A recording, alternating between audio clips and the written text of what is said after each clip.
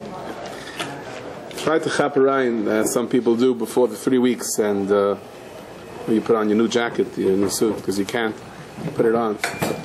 And I noticed, as is the custom for reasons that I don't know why, when you purchase a new jacket or a new suit, your pockets are sewed shut. And you have to put your finger in and rip it open. I don't know why they can't give you open pockets. Now, l'cha'ira, I would suggest the other way around. See, when you get the new suit, so your pockets are sewed, you can't put any money in. I think you should get the new suit with open pockets. When you put the money in, you should sew your pockets, and then when you ask for money, sorry, can't get to it. But obviously, it doesn't work that way. As I have often told you, when I pass by the ATM machine near my house, and there's a sign, deposits only, does not dispense cash. So I wish I could take that and put that on my front door. Put it on my kitchen refrigerator when all the kids come before camp, or visiting day, or so on. Sorry, out of order. Deposits only. Along those lines, thank you, Menachem, there is a vertel or a saying about Parshas Pinchas that goes as follows. It says, "When Pinchas is in the heim, weint man. When Pinchas is in the fremd, lacht man." When Parshas Pinchas is home, meaning to say when we're really up to Parshas Pinchas, as we are this week, we cry, because it's always during the 3 weeks. Parshas Pinchas, most of the time, introduces the first week of the 3 weeks of mourning. On the other hand, every single Yom Tov, what do? We read Parshas Pinchas, because you have all the Yom Tovim, the carbon musaf of all the Yom Tovim in Parshas Pinchas. So ironically, you have the Parsha that introduces the pain and the mourning, is the very Parsha of all of the holidays, of all of the Yom Tovim. Thus, the saying goes, when Pinchas is home, you cry, and when Pinchas is a guest, we laugh.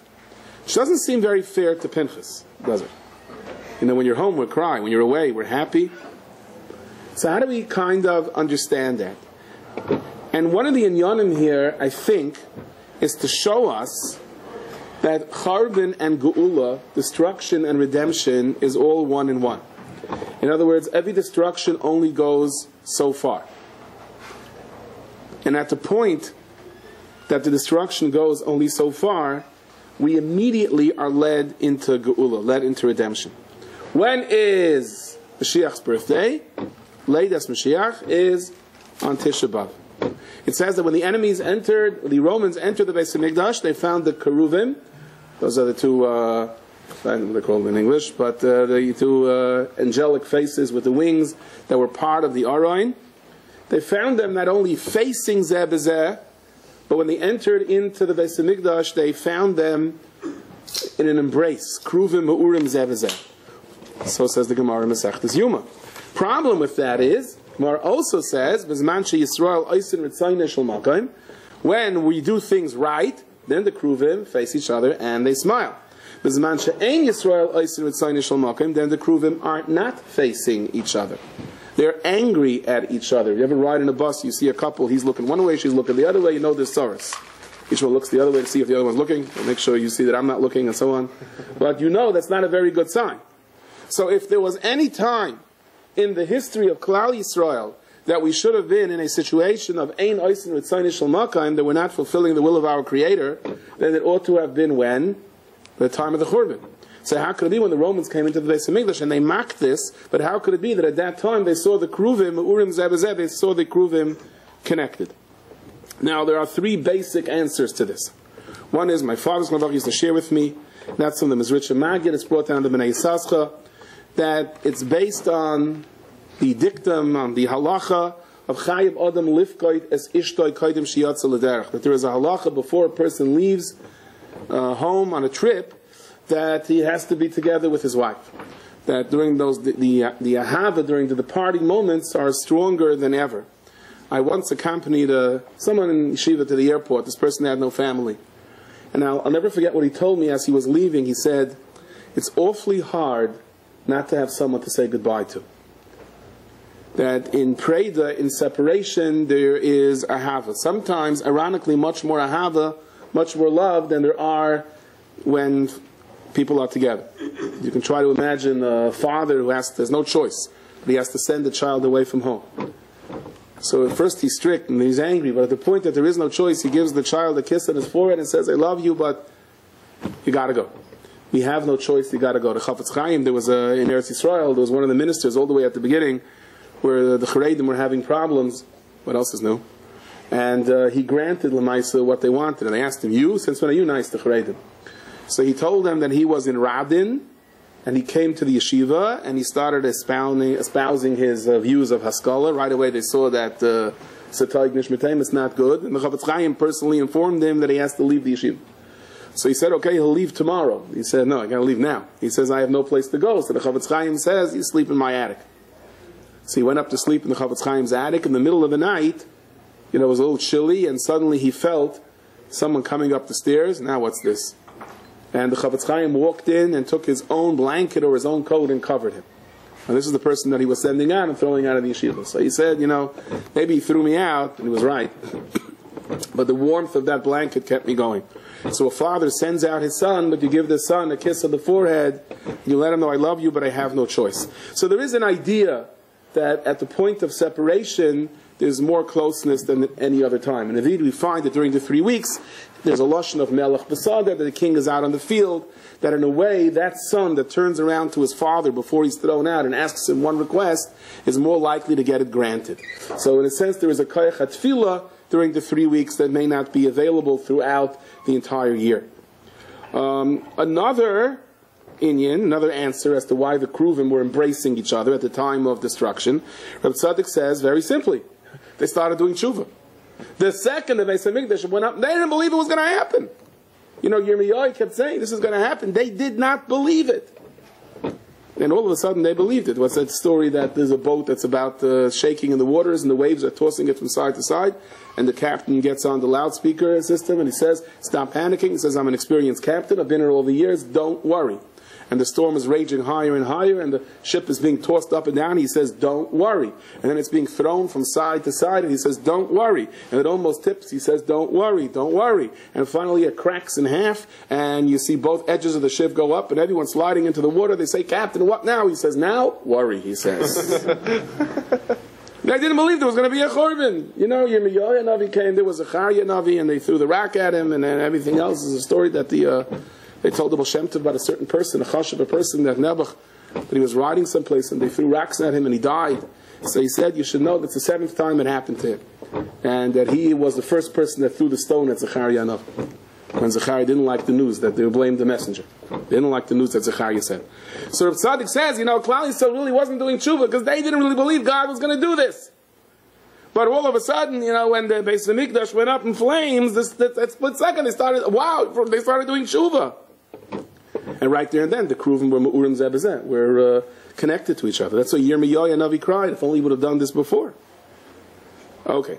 There's a third teretz as to why the Kruvim faced each other and were connected to each other at this time. And that is basically, we cannot be destroyed. The neshamas that HaKadosh Baruch Hu created is there, and there's Churban, but the Churban is in the form of Tikkun. And the Churban eats away at us, even in a person's own tragedy. But at one point, Adkan, from that point on begins Geula. And this was the epitome of the Churban was reached at the destruction of the Beis HaMikdash. A second later, Geula begins. As the story is in regard to all Churban, which we will try to discuss and explain. I noticed an article in the Hamadiyah. It caught my attention. The article about it is about an individual by the name of Irving Gordon. I don't know good old Irv, but it says there that in 1966 he purchased a Volvo and that he still has it. So I felt a certain similarity there. Not mamish 1966. It says that in 1966 he spent $4,150 on his Volvo. Okay, it's more or less felt even more similar. It also says that he was a teacher. Oh my. It says he was a teacher, and that when he spent that $4,150, that was an entire year's salary. So again, I felt a connection to that. And then he said that his Volvo has the world record. It is approaching its, that's what it says there, okay, 3 millionth mile. 3 million miles. So that makes me feel good, because what's 300,000 miles on my Astro? Like this guy's 3 million. It says that he drives, to different places, and that he keeps all the spare parts in his trunk, and it's usually the ones that he needs are the ones that are not in his trunk. Now, I don't keep spare parts in my trunk, but I'm very accustomed to this. I take everything, and what I need, I don't have. So the thought, and we mentioned this a couple of weeks ago, when we said about a car being totaled. And I got interesting responses to that from different people. But, what does it mean when a car is totaled? It means that the insurance company or the mechanic says that it costs basically $6,000 to fix the car, and that the book value is $5,000. So therefore, it's totaled. That doesn't mean you can't fix it. It just means it's totaled. Now, if this person is determined to hold on to his Volvo for the rest of his life, and there is no other Volvo that could replace it, or if a person has a car that, for whatever reason, this is the only car in the world that he could drive, so it's never totaled, because you can always put it together. I mean, there are airliners that Chas v'Shalom went down, and they put them together to investigate. It just depends how much it cost. Your neshama cannot be totaled, because Hashem created you, every single person sitting here, every single person listening or not listening, and the Rabbi Hashem created you for a certain purpose and a tafkid, and it doesn't make a difference how badly you mess up or get into accidents. It has to be repaired, because the ultimate value of that tafkid is irreplaceable. And if it's irreplaceable, nothing is total. Your neshama is nitzchias. It has to survive.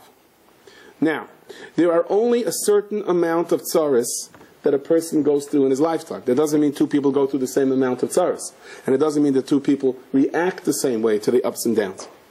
But it's planned out from beforehand for reasons that we don't do or don't understand. But what we do know is that you will not suffer a mashu more than you have to suffer. Not emotionally, not physically, not financially. The famous word for Reb Chaim Shmulevitz, that Yosef Atzadik is captured and he's being kidnapped, and great news. Hashem made a nest for him. He didn't have to smell the bad thing of oil. Instead, they were carrying perfume. I mean, if I was Yosef Atzadik, I would say, Hashem, do me a favor. Take the perfume, give me the oil, and take me back to my father. So where was the big rachmim over there? It's almost frivolous. And the answer is, says Reb Chaim Shmulevitz, it was to show Yosef Atzadik, what you have to go through, you have to go through. But you won't go through a mashu before. I mean, remember some prankster showed me this joke. I don't like making jokes on people's pain, but, that Saddam Hussein, like an advertisement, he said, my country was gone. He says, I'm on the verge of being killed. My 2 sons were killed. He said, I have to hide in a hole with a straw going up. But the good news is I saved $300 with Geico on my car insurance, like something like that. Lemaisa, there is a certain amount of pain. I said this once someplace, and someone came over and told me a story about a relative of his. That she was a woman here from out of town, and whatever the case was, she had 2 children, Rahman al-Islam, that faced major tragedies. And one of her daughters had a baby, and things weren't going well. And in another hospital, another son got hurt in an accident. And here she's all alone. She's from out of town. And she's running back and forth between these 2 major hospitals in Manhattan. And she's not dressed, so it got colder. All of a sudden it starts pouring. It starts pouring. And she's being drenched. And she says, Rabbi Shalom, like, how much? How much? And out of the blue, a woman comes over to her and says, you need an umbrella. Just take this. And she remembers opening it up and saying, okay, Rabbi Shalom, It was like, now I have the chizik to take on what I have to. Did the umbrella solve all her problems? It didn't. But the Rebbeinu Shem sometimes reminds us, don't worry about it. I have cheshbon. I didn't forget about you. And when a person realizes that my suffering is planned to the millisecond, the millimeter, and it's all hashgacha, says the Baal Shem Tov, that ironically what happens is you begin to reverse the suffering. Min tzukoseyam yatzilim. When a person acknowledges that the mitzukah comes from a Kadosh Baruch Hu, it saves him, even if it's just an umbrella. There's that famous story. The bar mitzvah kid gets a bunch of Mishnah Brurahs, a bunch of Pnei Yeshua, Shit and the Kabetzes, then one guy comes in and gives him an umbrella. He says, why give me an umbrella? He said, I know you. I wanted to give you something you're going to open. Okay? So, there are that HaKadosh Baruch Hu gives us an opportunity to open up the koyach of chesed. And the Al Shech HaKadosh says that HaKadosh Baruch Hu has a minig, and HaKadosh Baruch Hu's minig is that when you say thank you, he gives you more. HaKadosh Baruch Hu has a minig when you say thank you for something. When a person's in a difficult matzif, and you have this little bit of sunshine that shines through, it's very hard to say thank you. So it's a Mesiras Nefesh thank you. And a Mesiras Nefesh thank you, so HaKadosh Baruch Hu gives you even much more. That's a tremendous Messiah. You know, I remember I had a friend of mine once, he asked me to help him prepare his speech for his... It's amazing how some people can do things and others can't. This guy is a businessman, and he's like negotiates corporate deals and flies. He doesn't bat an eyelash. But he had to get up and give a speech by his bar mitzvah. His like stomach was turning. You know, I'm just the opposite. I don't got a problem with the speech. I got a problem with everything else. So this like his bar mitzvah is, I don't know, Parashas. The kid is like 5 years old, and he's already preparing for the bar mitzvah speech. He's asking me. So he says he wants to start with a joke. So I gave him this umbrella joke. I thought it was simple enough. And he gets up by the bar mitzvah. I'll never forget how he blew it. He says like this. Some boys, they only open umbrellas. So someone gave him an umbrella. He tells me afterwards, no one laughed. I said, of course no one laughed. You messed the joke up. He said, why? I said exactly what you told me to say. I said, not in the right order.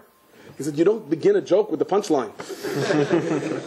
A joke is the element of surprise. You know what I mean? Ein simcha k'ataras hasveikus. So in a way, in order for us to laugh, we have to go through the difficulty, the confusion at the beginning.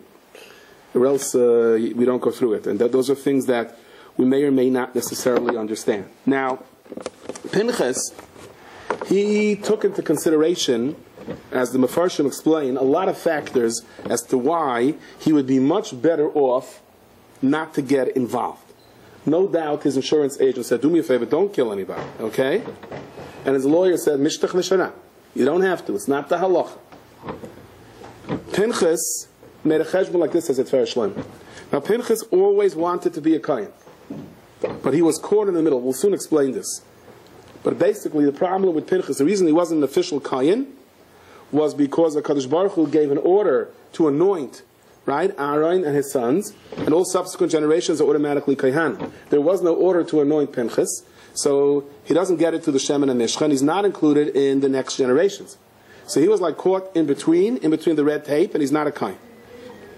But of course Pinchas, in the back of his mind and in his heart, always craved and hoped that one day, somehow, he is going to be a Kayan. Please, Rabbi Shalom. A Kayan that kills someone cannot do the avodah. So by killing someone, for sure he's out of it. By killing someone, there's no question that he loses everything. Number two, he was extremely concerned that he has no way of getting into Zimri unless he sneaks in. If he sneaks in, he's there privately. We mentioned this last week, the Medrash says. So even if he succeeds in killing him, he walks out, people are going to say, yeah, you probably fought over Cosby, you fought over the woman, and you won. So he realized his whole reputation. There was another factor here that the Svarim bring, that Zimri ben Sali didn't come out there and say, listen, I decided to marry the princess and I don't care what anyone thinks. No, Yetzirah doesn't work that way. He came out, he's a big tzaddik. He came out, and he may have really thought this way, although he was wrong, that he wanted to bring Mashiach. And by marrying, he saw within Moav, within Midian and Moav, and somewhere over there is the Geula. And by marrying this princess, he'll bring the Geula. The same way Shlomo Melech married the princesses of all different nations. And he felt that Moshe Rabbeinu had made the same cheshbon, marrying Tzipora. So when he said to Moshe Rabbeinu, Bas Yisrael Mihitolach, you also made this cheshbon, he claimed. So again, Pinchas will be accused of stopping the Geula. He also knew afterwards, he's an Einikel of Yisrael, and he knew what's going to come. They're going to start saying, at Yisrael, look what he did, all the Avodah Zarah, he suffered, his Einikel still an Avodah Zarah. He knew he was going against the popular will of the people. That Shevet Shimon was solidly behind their Nasi. He also thought that doesn't have a chance of working. He's going to get killed before he does it. So he had very, very good reasons to park himself in the Beis Medrash and continue learning Mishnayos Baal Peh and let this unfold the way it does. Then he looked out the window and he saw the people started to die in the Magefa. And Moshe Rabbeinu had already signaled to Pinchas that you're the one that can stop it. And at that split second, Pinchas made a decision that he was going to lose the kahuna, lose his reputation, maybe accused of stopping the geula. He's going to have to suffer terrible embarrassment. He'll never be popular, and he may get killed. But I have to stop the people from dying. And he jumped in to do what he had to do. My father's Gula Bracha shared with me a story. You know, the Mesilas Yesharim, Moshe Chaim Luzzatto, not that he was controversial, but he was made into a controversy for a variety of different reasons. And partially because they didn't understand the Kabbalah aspect of his Svarim. And when the Mesilas Yesharim came out, it's like, who are you to write this? And the story goes that Moshe Chaim Luzzatto was walking down a street in Italy, and he saw this Yid, supposed to be a good standing member of the Beis Medrash, turned down the equivalent of, I don't want to say what street, but he was walking to a very irreputable street and an irreputable establishment, assumingly to do something not very batant. And he ran over to him and said, what are you doing?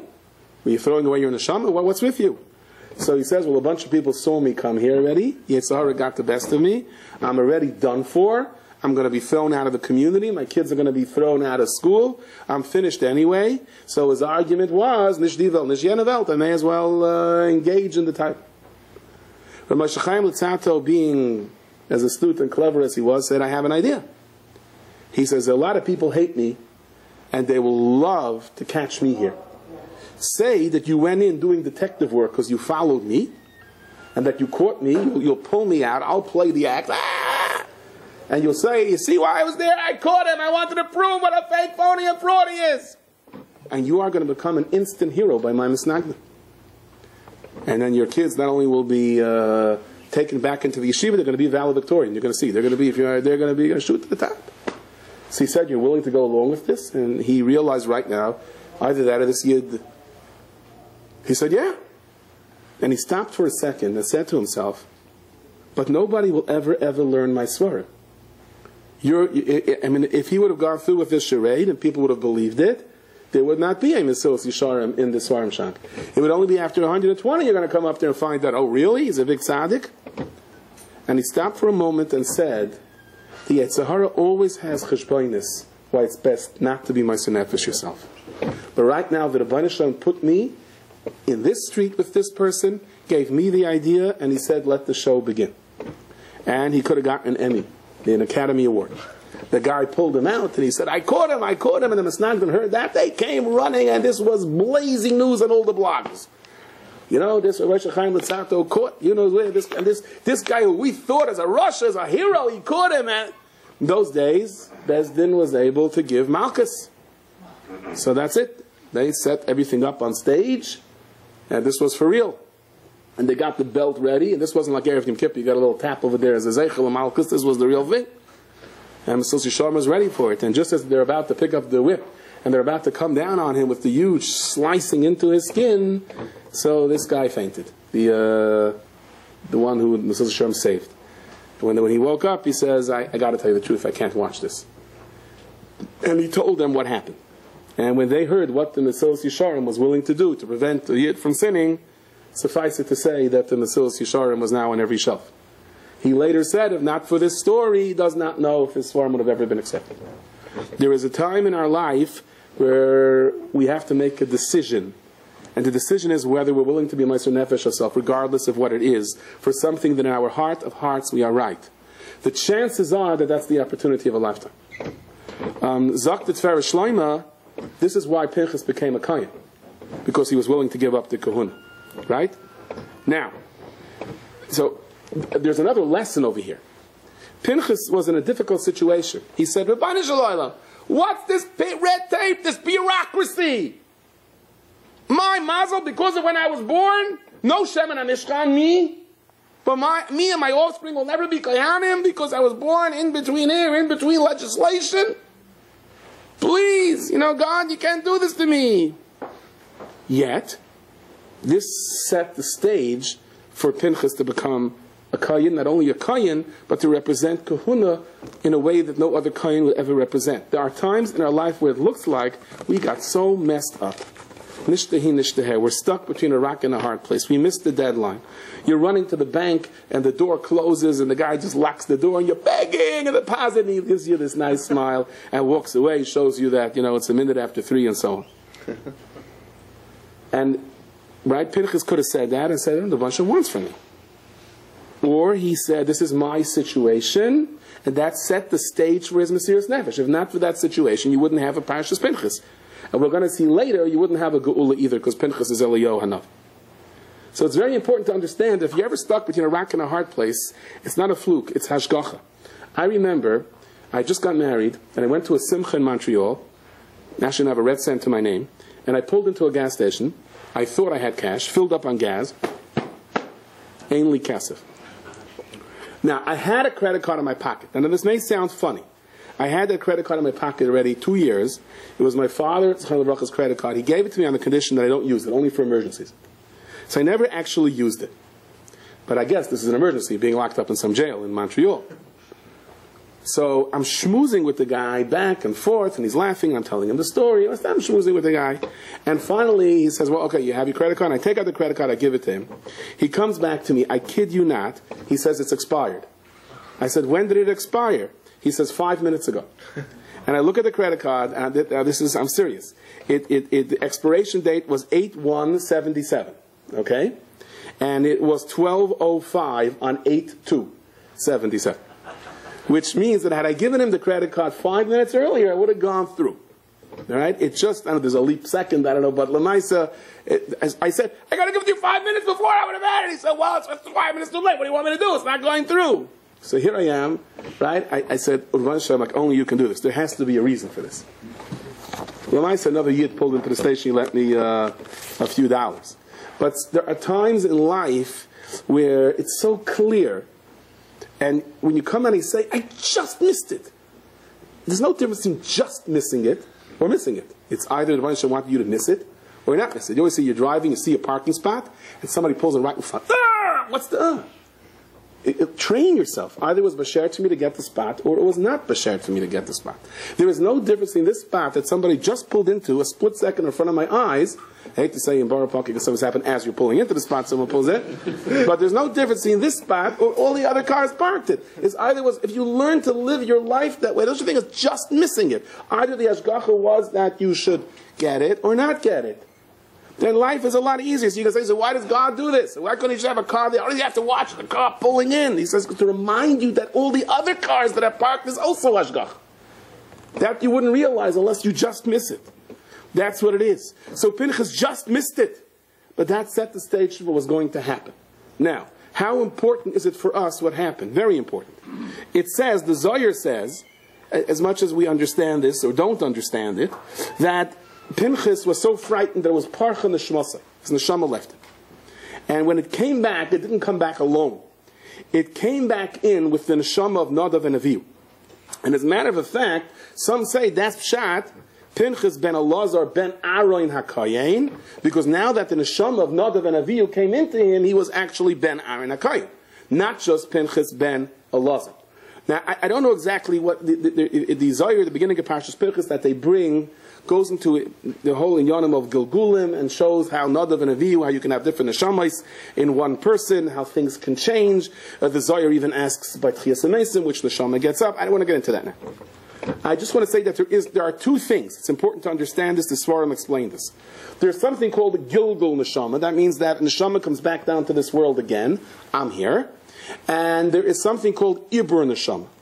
Ibur, as in a pregnant woman, Isha Miyuberes, Ibur means you're still who you are.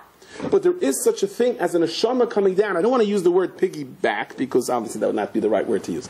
But there's a neshama that comes down and connects with you to help you through certain situations. So could it be, I don't know what this means. Did Imamish become a Gilgal of Nadav and Avihu? Or it was Nadav and Avihu come down and help him, and that would have been their tikkun, because Nadav and Avihu took their own initiative and did something shaloi kahalacha, and this was the midah keneged midah of Kana and Paigan Boy, where it was shaloi kahalacha necessarily, but he was given the green light to do it.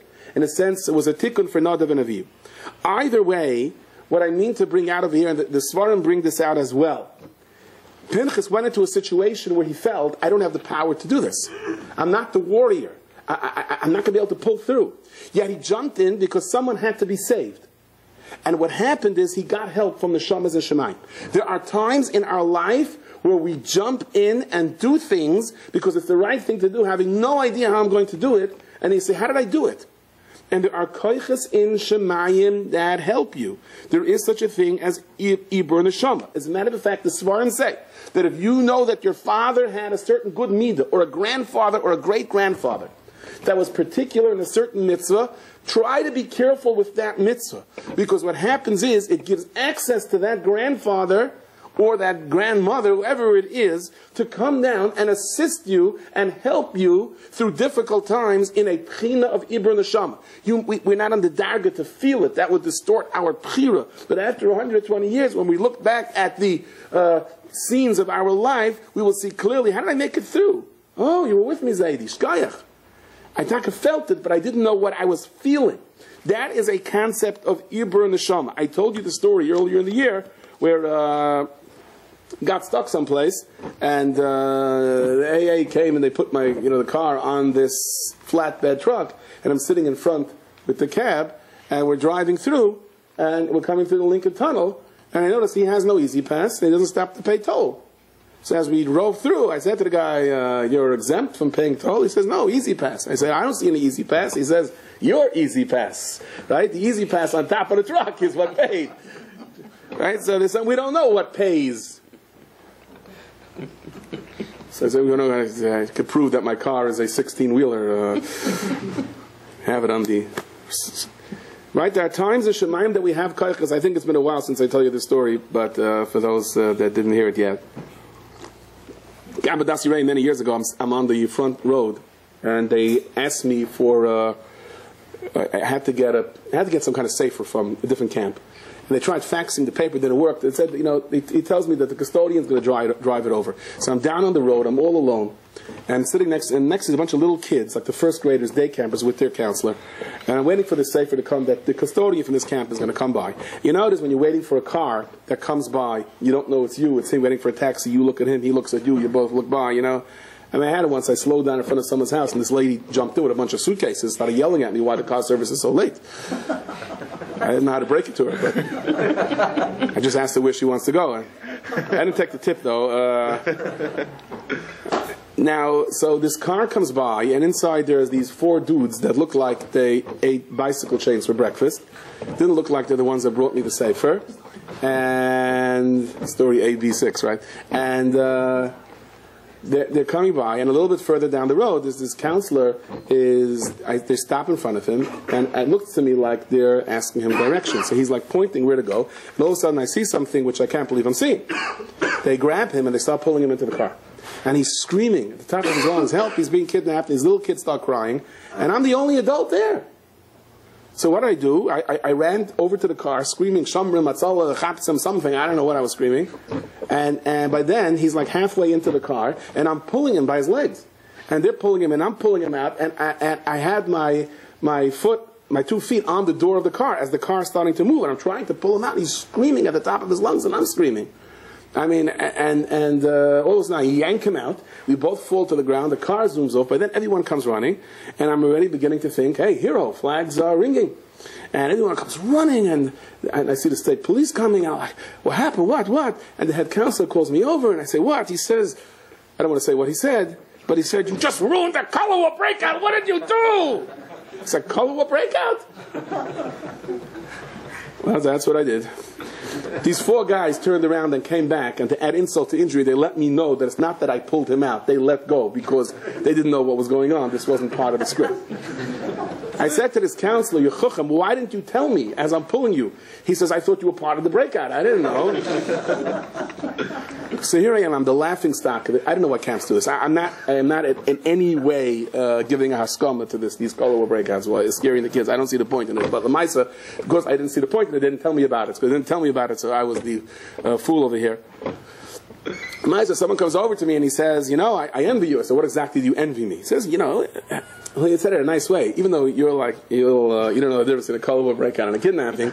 But you ran over to take these guys on to save somebody. I mean, they could have pulled you in. But they would have a harder time pulling me in than this counselor, but okay. I said, I realized, I ran. How did I do that? I can't believe I did that. I said, you would have told me, patrol by yourself down the road. If you see 4 big, thugs, kidnap them, fight them off. Sure, nothing, I like telling stories, not being in stories. All right, so that wasn't a real thing. At least I thought it was real. But we have, besides the adrenaline, there's a ruchniistic adrenaline.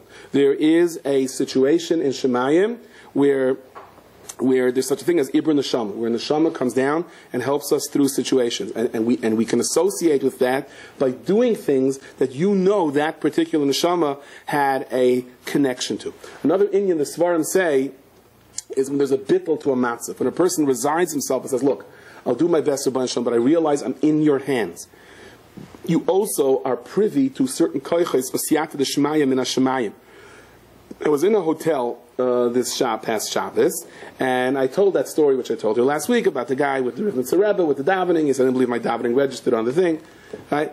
So someone comes over to me, and he says he's a relative, and he told me this story. I heard two people came over and told me stories, first-hand stories. He said the Rebbe used to daven very late slichas, and he was makbid that he wanted to have a minyan of people that did not say slichas. So he said that there was a young man who started davening, and he realized he wants to say slichas later with the Rebbe, so he closed the sefer. He didn't say the slichas. Later he joined the Rebbe's minyan, and the Rebbe turned around and asked everyone if he said slichas already, and he asked him, do you say slichas? The man said, no. So the Rebbe said, he said slichas already. So he said, Rebbe, all I said were the words, L'cha Hashem hatzedakah v'lanu boishes haponim. And then I realized, I said, wait, stop. I want to say slichas to the Rebbe. I closed my slichas. So the Rebbe told him, but your slichas was already accepted with those words. That if you truly, truly say, L'cha Hashem hatzedakah v'lanu boishes haponim, Rabbi Shalom, you know what you're doing, I don't, that's your slichas, that's the tshuva. And another man came and he told me this story. This is this Shabbos. He showed me on his face a slight scar. And he said to me, that several years ago he was diagnosed, Rahman al-Islam, with a kind of a tumor, Rahman al-Islam, but it was localized. There was no danger of it spreading, yet it could do terrible local damage. And the local damage was extremely difficult. It was in his mouth, and it blew up, and he looked terrible, and he could not eat or talk. And he went to different plastic surgeons, and they said that where they would have to cut, there's a major traffic jam of arteries. I forgot the technical name for it. And they said, one wrong move and boom, aneurysm, stroke, chas v'shalom. Being that it's not a tumor that could spread, it's just cosmetic, and we're not willing to take the chance. Not in that particular area. And meanwhile, his life was becoming at the point he was embarrassed to walk on the street, and he didn't know what to do. And he had seen several top surgeons, and they all said the same thing: we're not willing to risk it. Your life is not in danger; you just still have to live with it. So he decided one day that he heard a story about the Rebbe, so he was learning with his kids. He said the Rebbe didn't have children. So Memele, he's giving away the mitzvah of learning to his children, to the Rebbe. Mitzvah of learning with his kids. And he had the name Chaim Zabul ben Moshe. And he went to the Tzion, he started crying, and he told me what his business was. And he's some type of a vendor in Manhattan. And one day, a fellow comes by, doesn't look Jewish, and he says to him, what are you doing about that? Who are you? He says to him, he says, I have a friend that's a doctor. He says, I'm a doctor, I have a friend there, I want you to see him. He says, okay, give me his business card. I don't have a business card. This is his number. The whole thing sounded shady. So just to be courteous, he wrote down the number, put it into his vest pocket. He didn't forgot about the whole thing. Who's this guy? What did he say? He doesn't have a business card. He said 2-3 weeks later, the guy comes by and says, what'd you do about it? He says, I don't know. I don't have the number anymore. So again, he says, you have a business card? No. This is the number. And he gives him the number, he puts it in his vest. So he comes home, he tells his wife, I'm scared of the guy. Let me call up. What? Where? When? Who's this? Let me find out. Turns out the guy was not in a very big hospital, but in a side hospital.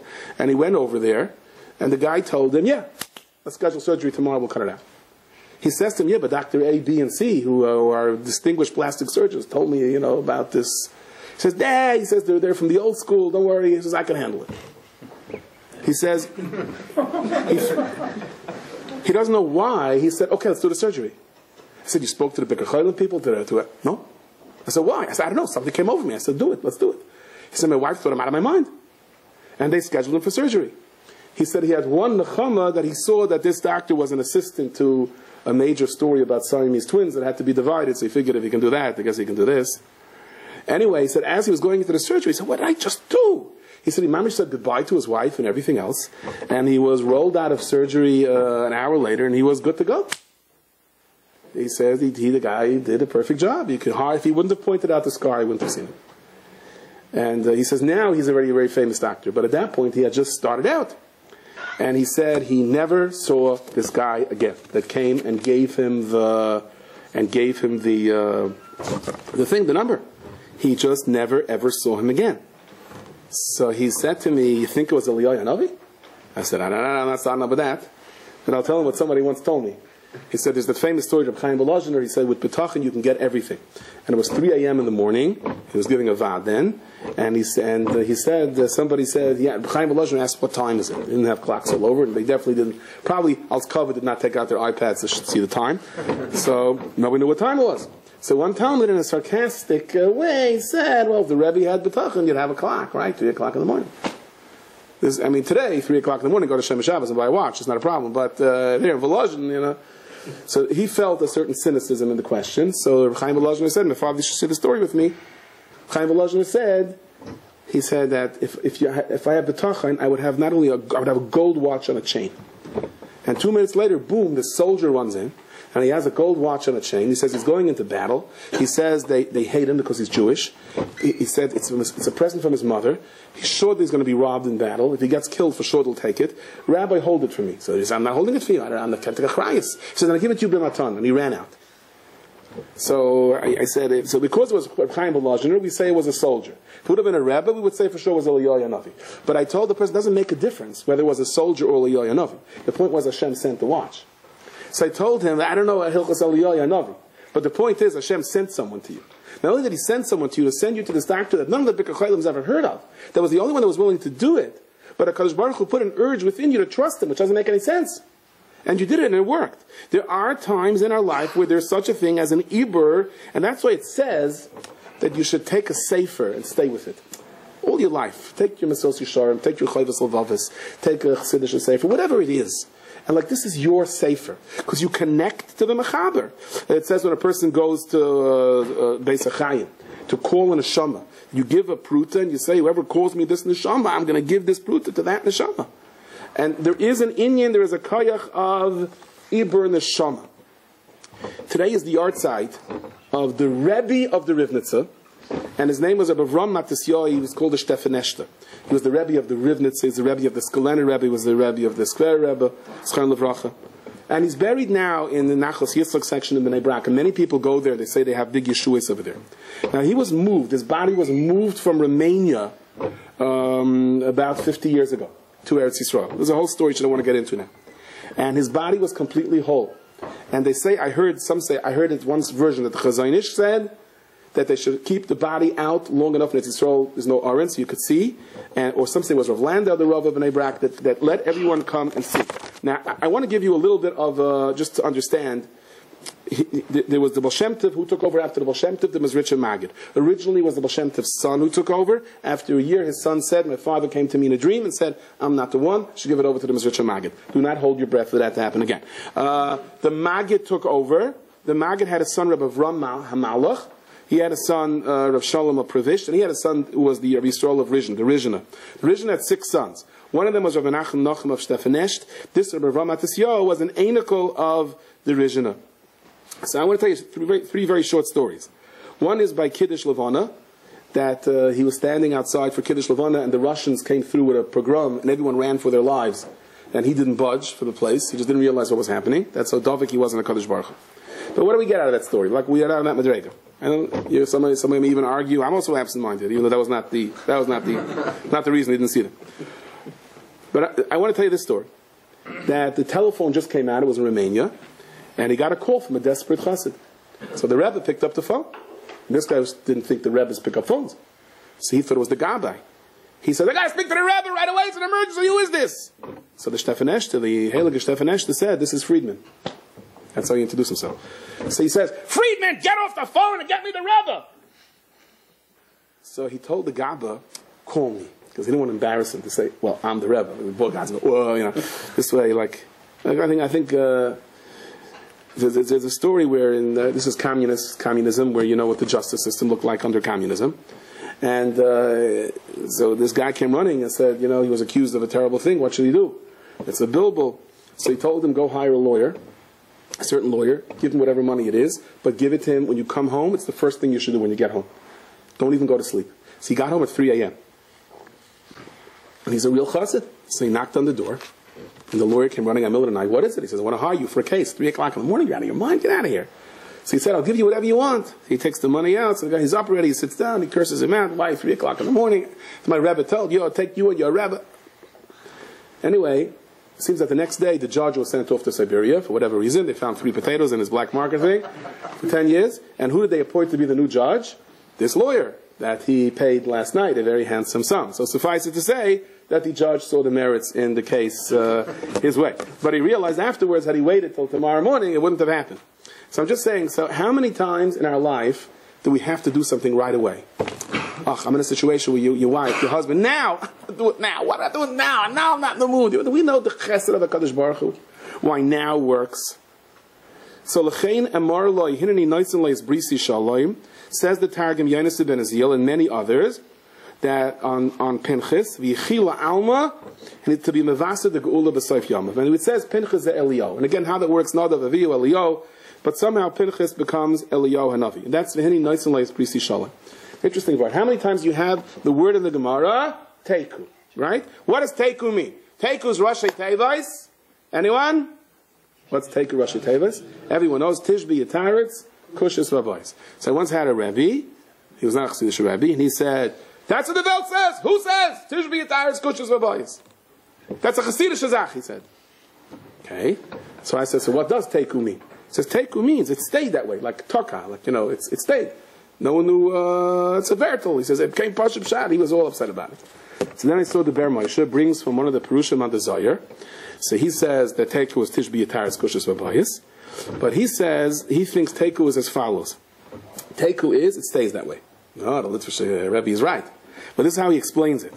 He says, Tokum v'teskayim shayla ubaya b'tirutza la'asid lavai. The shayla and the teretz is going to stay la'asid lavai. So Teiku. What does that mean the shaila and the teretz is going to stay? You have the teretz, so the shaila falls off. What does it mean the shaila and the teretz is going to stay? What does that mean? Reb Chaim said you have to give such a good teretz so the kasha is not a kasha. What does that mean? So what do you mean the shaila is going to stay?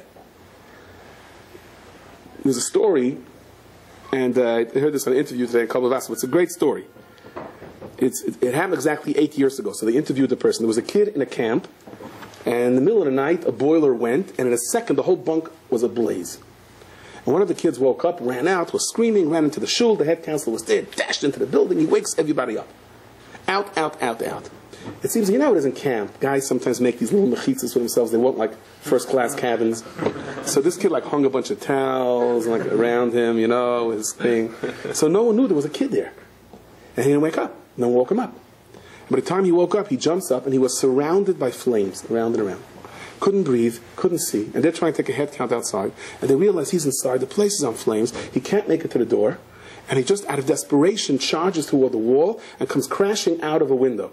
The windows were too hot to be able to open, but it was one of those old camp sliding windows, and he just threw himself at it, and the whole window came crashing out, and he fell out, and Baruch Hashem, he's okay.